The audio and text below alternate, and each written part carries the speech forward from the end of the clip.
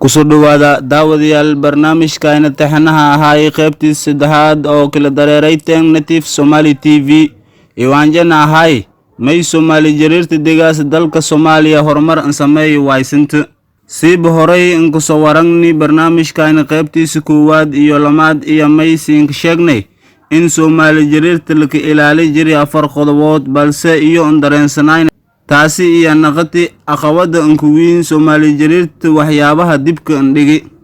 Allah quraanka may ka sheegay in isku mid ahayn qof wal baradi iyo qof wal barana mayna daliil ngate qul hal yastawi alladheena ya'lamuna wal ladheena la ya'lamun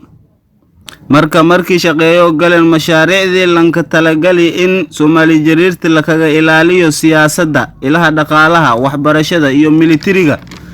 iyo waxa shaqaale ahaan loo qoray dhammaan dadkii deegaanka roogayeen yar iyo wiin rag iyo dumarba tusaale ahaan 7 ilaa 10 jir may ka shaqeeyay beeraha bariis mayna beero bariiska ku waardiyay jiray shimbirta bariiska amase 10 ilaa 14 jirna may ka shaqeeyay beeraha qasabka asagoo waraabiyaa qasabka oo guraaw sidoo kale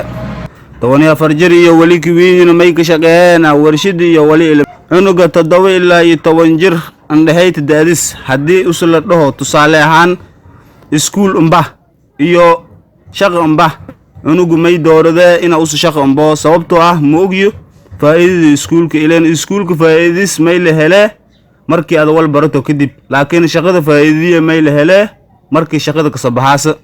hasaate wadanka may ka jiraayay dawlad oo waxbarashada ayaalka ka bedeli beer shimbir ku dhuurow waxaana waajibka ahayd dawladda markaasi ka aramiyay dalka Soomaaliya in iskuul ka dhiso deegaanada ilmoogas ruugan balse may qaaday madaxweynaha asagoo raaca balantii asaga kala galay Talyaaniga iyo Ingiriiska